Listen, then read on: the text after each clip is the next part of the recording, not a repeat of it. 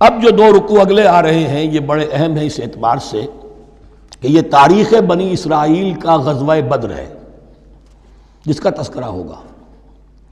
میں ایک بات آپ کو بنی اسرائیل کی تاریخ کی بتا چکا ہوں کہ جب حضرت موسیٰ کے انتقال کے بعد یوشع ابن نون کی سرکردگی میں انہوں نے جہاد کیا، قتال کیا تو فلسطین فتح ہو گیا،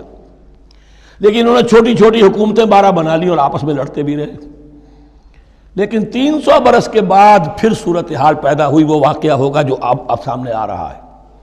کہ جب ان کے اوپر دنیا تنگ ہو گئی، آس پاس کے جو کافر اور مشرک لوگ تھے انہوں نے انہیں دبا لیا، بہت سوں کو ان کے گھروں سے، ان کے ملکوں سے نکال دیا، تو پھر تنگ آ کر انہوں نے کہا اس وقت کے نبی سے کہ ہمارے لیے کوئی بادشاہ بنا دیجئے، سپہ سالار بنا دیجئے، اب ہم اللہ کی راہ میں جنگ کریں گے۔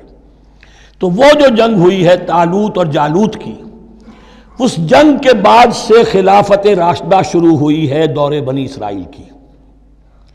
گویا کہ خلافت راشدہ دور بنی اسرائیل کی 300 برس بعد آئی ہے ان کے رسول کے انتقال کے، جبکہ خلافت راشدہ اس امت مسلمہ کی متصل ہے رسول اللہ صلی اللہ علیہ وسلم کے زمانے کے ساتھ، اس لیے کہ صحابہ نے جانیں دیں، خون دیا، قربانیاں دیں، اور اس کے نتیجے میں حضور کی زندگی ہی میں دین غالب ہو گیا، اسلامی ریاست قائم ہو گئی۔ تو ظاہر بات ہے اس کے بعد آپ کے انتقال کے بعد خلافت کا دور شروع ہو گیا، لیکن وہاں یہ سارے سال 300 برس گزرے ہیں، اس کے بعد ان کا دور خلافت آیا ہے،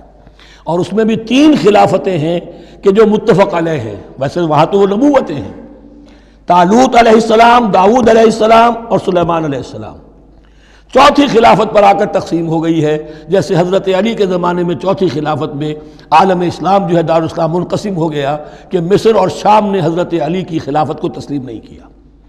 اسی طرح حضرت سلیمان کے 2 بیٹوں میں پھر ان کی مملکت تقسیم ہو گئی، ایک اسرائیل اور ایک یہودیہ، یہ 2 ریاستیں وجود میں آئی، جوڈی۔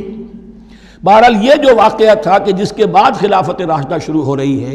اسلام کا غلبہ شروع ہو رہا ہے حضرت موسیٰ کی تاریخ میں، وہ ہے طالوت اور جالوت کی جنگ، اس کے لیے اب یہاں پر تذکرہ ہو رہا ہے، اور یہ بھی ایک آئینہ دکھایا جا رہا ہے صحابہ کرام کو، اب یہی مرحلہ تمہیں درپیش ہے۔ غزوہ بدر آیا چاہتا ہے، آئینہ، coming events cast their shadows before, تمہیں پہلے سے بتایا جا رہا ہے۔ الم تر الی الذین خرجوا من دیارہم، کیا تم لوگوں نے غور نہیں کیا، کیا تم نے غور نہیں کیا ان لوگوں کے حال پر کہ جو نکل گئے اپنے گھروں سے، وہم الوف، جبکہ وہ ہزاروں کی تعداد میں تھے، حذر الموت، موت سے ڈر کی وجہ سے، یعنی جب کفار اور مشرکین نے غلبہ کر لیا ان پر اور بہت سے ملکوں سے یہ بھاگے اپنے ملک چھوڑ کر، فقال لهم اللہ موتوا، تو اللہ نے ان سے کہا کہ مر جاؤ، ثم احیاہم، پھر انہیں زندہ کیا۔ یہاں یہ بھی ہو سکتا ہے مراد کہ فی الواقع یہ عمل ہوا ہو، اور یہ بھی مراد ہو سکتا ہے جیسے قوم مر جاتی ہے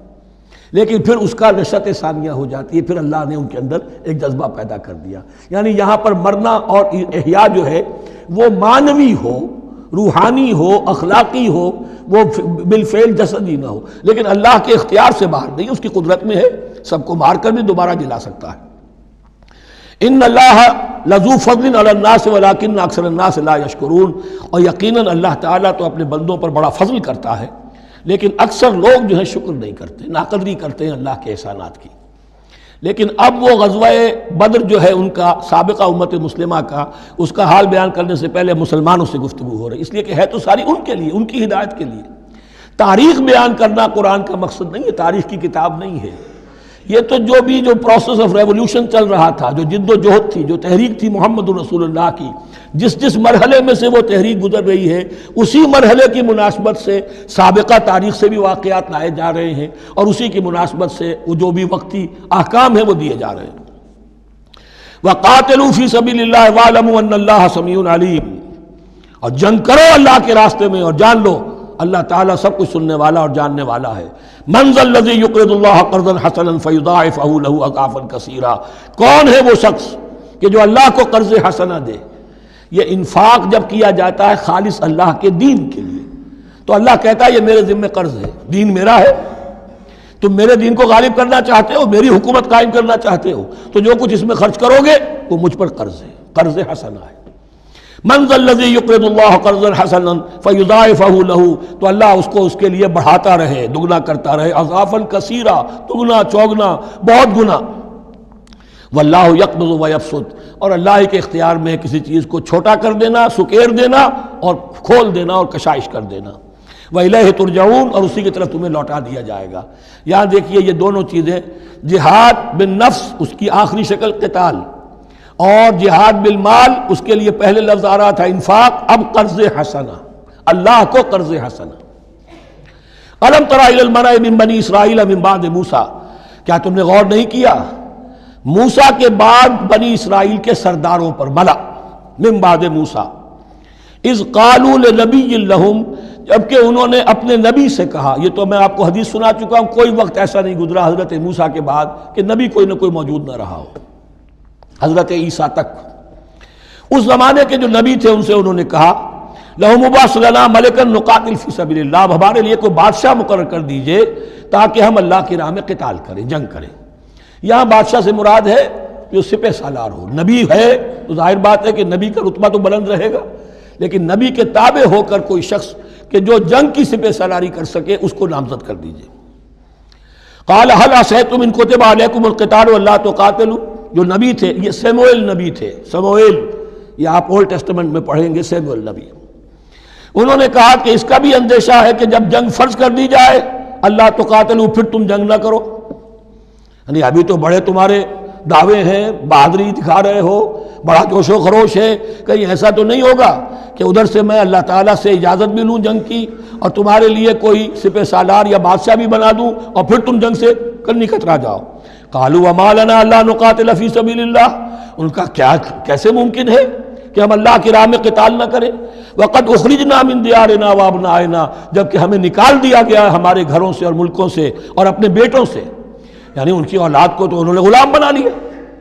ان کی عورتوں کو بانیہ بنایا، اب یہ تو نکلے ہوئے ہیں اپنے ملکوں سے خوف سے بھاگے ہوئے۔ فلما كتب عليهم القتال، تو جب ان پر وہ جنگ فرض کر دی گئی، تولوا الا قليلا منهم، تو پیٹھ پھیر گئے سب کے سب سوائے کچھ لوگوں کے۔ یہ گویا کہ تنبیہ کی جا رہی ہے مسلمانوں، تم بھی بہت کہتے رہے ہو کہ حضور ہمیں جنگ کی اجازت ملنی چاہیے، ہم کب تک یہ ظلم سہیں گے، لیکن ایسا نہ ہو دیکھو اب جب جنگ کا حکم آئے، اب پڑھ چکے ہم وہ آیت کتب علیکم القتال وہو کرہ لکم، اب اچھی نہیں لگ رہی جنگ، جان تو پیاری ہے، تو اب دکھا دیا گیا وہاں بھی یہ ہوا۔ واللہ علیم بالظالمین، اور اللہ ایسے ظالموں سے خوب باخبر ہے۔ وقال لهم نبیہم، اور ان سے کہا ان کے نبی نے، ان اللہ قد بعث لکم طالوت ملکا، تمہارے لیے اللہ تعالیٰ نے طالوت کو بادشاہ مقرر کیا ہے۔ ان کا نام تورات میں آیا ہے سول یا ساؤل، SAUL۔ اب یہ سمجھ میں نہیں آتا، ہو سکتا ہے کہ اصل نام ساؤل ہو، لیکن چونکہ وہ بہت قداور تھے، طول قداور، اس لیے ان کا ایک صفاتی نام ہو طالوت۔ قرآن مجید نے صفاتی نام لیا ہے کہ وہ بہت قداور تھے۔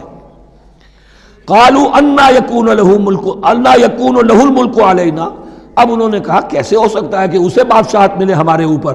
ونحن احق بالملک منہ، ہمیں زیادہ حق حاصل ہے اس کے مقابلے میں کہ ہمیں بادشاہی دی جائے۔ ولم یؤت سعۃ من المال، وہ تو مفلس ہے، اسے تو اللہ نے کوئی زیادہ دولت دی نہیں ہے، کیونکہ ان کے معیار تو یہی تھے جو دولت مند ہے وہی صاحب عزت ہے۔ قال ان اللہ اصطفاہ علیکم، اب نبی نے کہا اب جو چاہو کہو، اللہ نے اس کو چن لیا ہے تم پر، یہ فیصلہ اب ہو چکا، اللہ کا فیصلہ ہے، ڈیوائن ججمنٹ ہے، ڈیوائن ڈیسیجن ہے، کین ناٹ بی ریووکڈ۔ وزادہ بسطۃ فی العلم والجسم، اور اسے کشادگی عطا کی ہے علم اور جسم دونوں چیزوں میں، قداور ہے، طاقتور ہے، اور اسی طریقے سے علم اور فہم دیا ہے۔ تم دولت دیکھتے ہو، اللہ نے چنا ہے ان دو چیزوں کی بنا پر، جسمانی طاقت، جسمانی قوت، اس دور میں ظاہر بات ہے اس کی بہت ضرورت تھی، اور دوسرے یہ کہ اسے علم دیا ہے، فہم دیا ہے، سمجھ دی ہے، دانش دی ہے۔ واللہ یؤتی ملکہ من یشاء، اور اللہ تعالیٰ جس کو چاہتا ہے اپنی بادشاہت دے دیتا ہے۔ واللہ واسع علیم، اللہ بہت سمائی والا ہے، واسع، اس کی وسعت جو ہے وہ اتھا ہے، اور علیم، اور سب کچھ واسع علیم، جاننے والا ہے، یعنی وہ جس کو جو کچھ دیتا ہے بربنائے علم دیتا ہے، کون اس کا مستحق ہے۔ وقال لهم نبيهم ان آیۃ ملکہ ان یاتیکم التابوت فیہ سکینۃ من ربکم وبقیۃ مما ترک آل موسیٰ وآل ہارون تحملہ الملائکہ، اور ان سے کہا ان کے نبی نے کہ طالوت کی بادشاہت کی ایک نشانی یہ ہوگی کہ وہ صندوق جو تمہارے سے جاتا رہا، چھن چکا ہے، جس میں سکینہ ہے، تمہارے لیے تسکین کا سامان ہے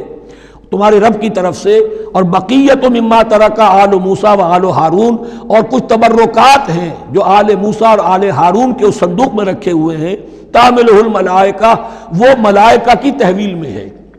اب ان کی بادشاہی کی علامت کے طور پر وہ صندوق تمہارے پاس واپس آ جائے گا۔ اصل میں یہ تابوت سکینہ جو ہے یہ ان کا ایک بڑا لکڑی کا صندوق ہے، اب بھی ہے، ان کا دعویٰ ہے کہ موجود ہے، اور مسجد اقصیٰ کے نیچے جو سرنگ ہے اس میں موجود ہے۔ بعض ذرائع سے فوٹو لے کر بھی انہوں نے ڈاکومنٹری فلم بھی ابھی دکھا دی ہے کہ موجود ہے۔ نبوکدنضر نے جب گرایا تھا 586 قبل مسیح میں، جو حضرت سلیمان کا بنایا ہوا ہیکل تھا، اس کے تہخانے میں وہ رہتا تھا، اور وہیں پر جو ربائی تھے وہاں موجود تھے، ربانیین۔ تو جب گرایا گیا ہے اس کو، ہیکل کو، تو اسی میں وہ دب گئے ہیں، لیکن وہ چاروں طرف سے جو بھی تہخانہ تھا بند ہو گیا ہوگا، اور وہاں پر ان کی لاشیں بھی ہیں اور تابوت سکینہ بھی ہے۔ لیکن ہوا یہ تھا کہ جب ان کے پڑوسی ملکوں نے انہیں شکستیں دی تو وہ تابوت سکینہ بھی چھین کر لے گئے۔